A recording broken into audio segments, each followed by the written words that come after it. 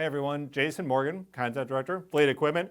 It's January, and it's one of my favorite times of the year. It might be corny, but I like the fresh start that the new year brings. We talk about resolutions and outlooks and things we hope for and look for. And right now in the commercial market, there's a lot of change, right? Lots of change in trucking. From what we expect the year to be in terms of how the market will be, from how suppliers are working with OEMs to navigate a lot of change. There's a lot of electrification, zero emissions, lots of technology. And so to get a sense for what's going on out there, we're going to connect with Shaun Twomey, Director, America's Strategy, Market, and Sales with ZF, who's going to walk us through just kind of what he sees in the market going forward into the new year, and how suppliers are working with OEMs. So here we go. Let's connect with Shaun. Shaun, great to see you. Thanks for taking the time. Thank you, Jason. Good to be here. So ZF has long been a supplier to the North American trucking market. You're often working behind the scenes, though. Can you just give me a quick overview of where you're most active and which segments these days? It's almost easier to answer that, Jason, by saying where we're not active.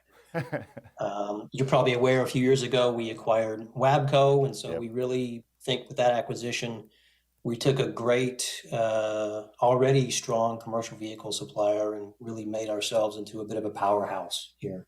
So when we talk about where we play, it's just about everywhere you can think of, right? We've got relationships with everybody from the biggest, most traditional, longstanding OEs, all the way to the other end of the spectrum with these new automotive customers or NACs that we see an awful lot in the press about.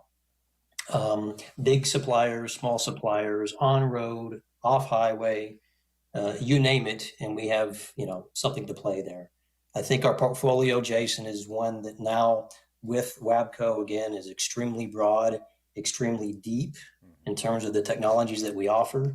So we're not just a driveline powerhouse, although we are. We're not just a vehicle dynamics player, although we are. We really can actuate and control and influence just about everything from the front of that cab to the back of the trailer. Right. And I've known ZF for a long time now, always very technology forward. Again, oftentimes behind the scenes. We're in this new world of zero emissions vehicles, powertrains. You mentioned the new automotive customers there, which are just new nameplates coming in the industry. We're seeing that on the heavy duty trucking side. How are you seeing partnerships evolve from a supplier point of view? How are you working with manufacturers? Is this a changing landscape for you? It is, but I think it's really out of necessity for all of us. When you kind of sit back and reflect on what's happening over the next 10 years, this industry is going through far more change than we've seen in the last 30 or 40 years. It's happening quickly. It's happening, maybe unpredictably.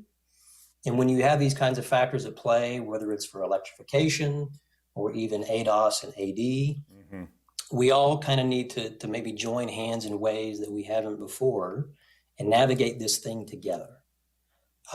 If I think about these dynamics and our relationships and how they've kind of shapeshifted, I can think about it really in terms of customer segmentation. So I'll give you an example. If I were to look at, say, small and specialty OEMs, oftentimes a lot of the conversations we have with these kinds of OEMs reveal to us that they're much more willing to talk to us, not just about this component or that component, but more and more systems, right? Especially when you talk about electrifying the vehicle architecture or helping that architecture navigate these levels of autonomy. That's a really tall order for an OEM of any size, frankly, to do on their own. And so a tier one like ZF that has this technology suite across the board, that really gives us the opportunity to bring to bear for these kinds of OEMs expertise, know-how, the ability to connect these systems together in a way that's much more cost-effective, more predictable, and gives them better performance. If you maybe change the discussion to these NACs, these new automotive customers we just mentioned, they have somewhat of a similar mindset, but also a unique one. So unlike traditional OEMs that have been around for a long time, and who have some legacy vehicle platforms to contend with and other legacy operations to contend with, NACs are a blank slate. They have no legacy issues to contend with, nothing tying them down. They generally are publicly traded. And so their mandate is to make it to market as quickly as possible Right. and fulfill their promises. Right. And so when it comes to working with a supplier like ZF, oftentimes these NACs want to move quickly.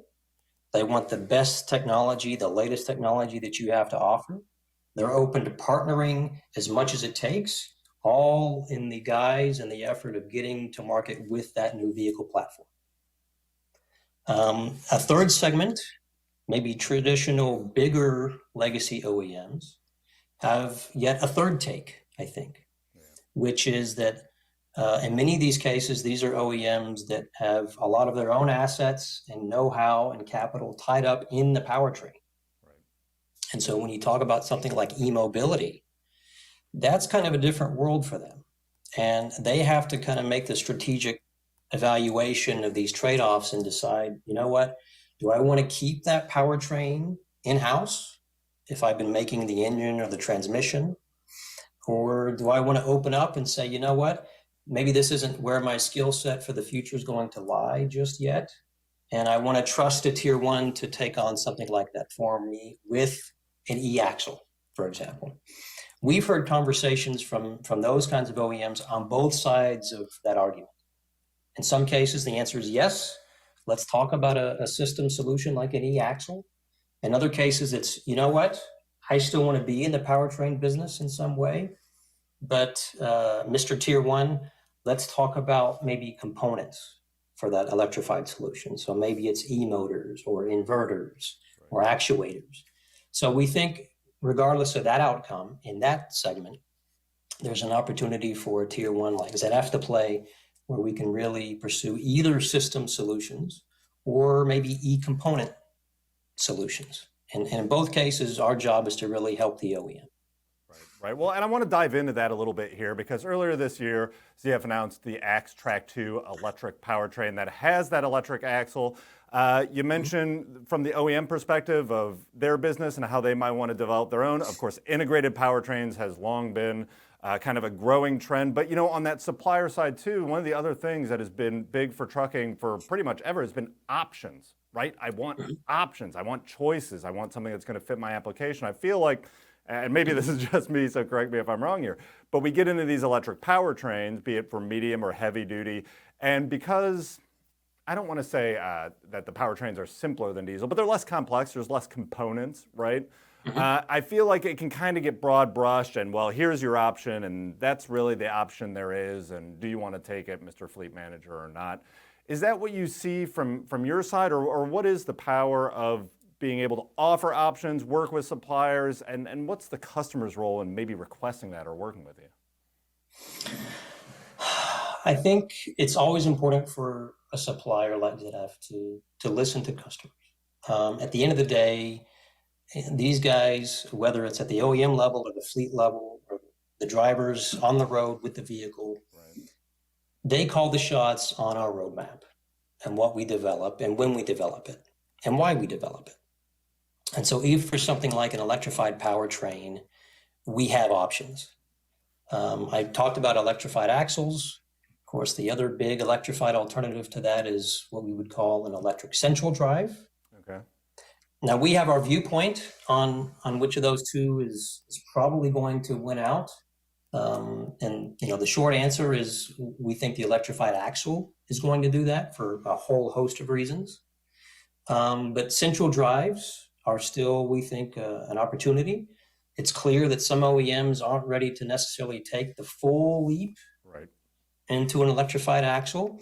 There's, I think, a certain comfort and a familiarity with using an electric central drive and a traditional axle and differential. And so we understand that, and we have solutions really for both angles.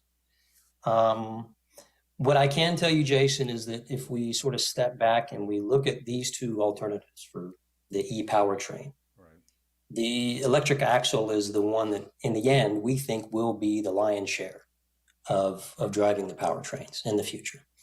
And like I said, there are several reasons for that. Number one, they are simpler. As you mentioned, the architecture is simpler. There's fewer components. They're more efficient.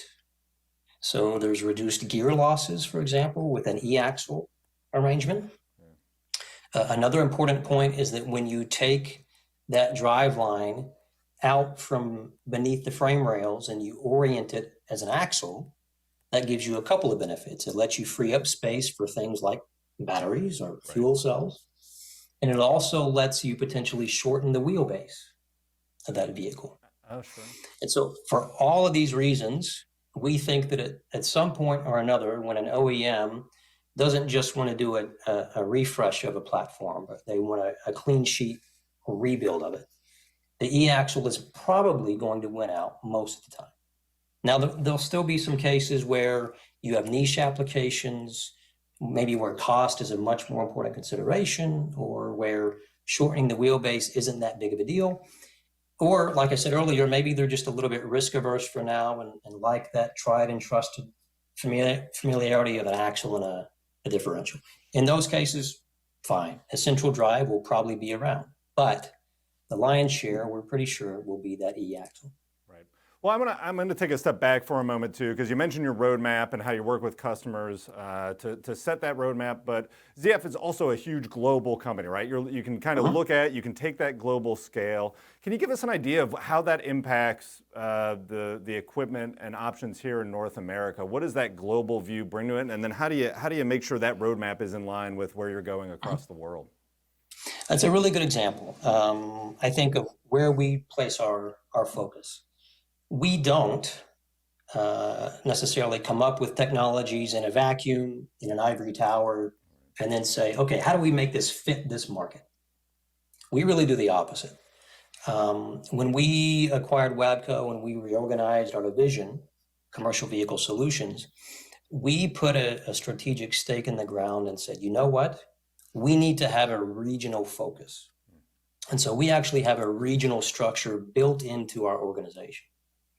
And so rather than having this ivory tower in a vacuum kind of decision making, we have the opposite. We have product line teams here in North America who are focused on North America, and they have the connection to our customers, to fleets. You know, we got our fingers on the pulse of what this market here wants. Not what Europe wants or what China wants, but what North America wants. And then based on that feedback, then we drive the decision-making for the technologies and the roadmaps that fit this region, okay?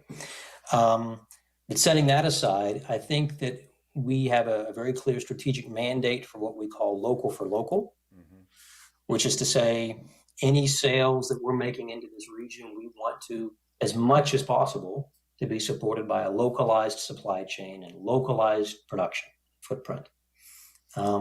We've taken a lot of time over the past several years to really strengthen our footprint for commercial vehicle here in North America, spent a lot of money and capital and resources to make that happen. But I think that what you're really seeing now in response to all of that work and these strategic investments in our business for localization is that we're going to continue to increase and improve the extent of that over time. So as a quick case in point, we have a KPI that we use to really measure this, and it's really our percentage localization. So it's the percent of our sourcing spend that comes within these borders of North America. And we have a very clear mandate to increase that over the next 5 to 10 years. I think apart from these decisions that we're making as a supplier, you have, you know, different regulatory and legislative carrots and sticks, if you will, that also kind of mandate this. Right. Whether it's USMCA or Buy America, these kinds of things really reward the value chain for increasing localization and regional value content of products here in North America. And so while OEMs haven't stopped caring about the most competitive offering when they come to a supplier like ZF, we're seeing, I think, a little bit of a resurgence in the premium that they place on localization. COVID, I think, was a really brutal lesson for the industry in terms of the kind of havoc that you can see in your supply chain if it's too far flung overseas. Right. And so the ability for an OEM to rely on production sort of in their proverbial backyard, I think is really a benefit now that many more are sitting up and paying attention to. Yeah, for sure, for sure. Well, and so you have your finger on the pulse of what's going on here in the market. It's early days here in 2024. Can you give me a sense for what you're looking at this year for the market? Do you have a crystal ball, any kind of things that you expect to see? You know, I always love this question because if you ask 5 people, you get 6 or 7 different answers. That's right. What's been interesting about 2024 predictions is just how much they've evolved. I'll give you the short answer, which is our take is that for next year, we think vehicle production is going to drop somewhere to the tune of about 7% for class 4 through 8. Okay. At this point, the sort of tried and true industry sources that pump out intelligence, Yep. as well as OEMs and their production forecasts, are all starting to really converge on that kind of idea that next year will be a bit of a drop. Not a huge one, but a bit of a drop. Right. What's been challenging, though, for that prediction is that earlier this year, you had a really big divergence of opinion. These same industry sources that we tend to look at, they've sort of been beating the same drum for a while now, that 24 would be a drop. But on the other hand, you had a lot of OEMs who were still very optimistic and were convinced that next year production would be up compared to this year. And as you can imagine, sort of being in the middle of all of these data points and trying to reconcile them is easier said than done sometimes. Yeah. I think that skew of the 7% drop, give or take, is much more by class 8 than medium duty. Medium duty tends to kind of trickle along fairly predictably. Class 8 tends to see more of the swings, but that's our take at the moment. Yeah, yep, and we're hearing the same thing. It will be fun. I have these conversations, and then the year happens. I mean, if you look back at what we talked about last in January 2023, I mean, so much changes throughout the year. So I look forward to talking to you again, Shaun. We'll touch base again soon. Thanks for taking the time. I appreciate it. You bet. Thanks, Jason.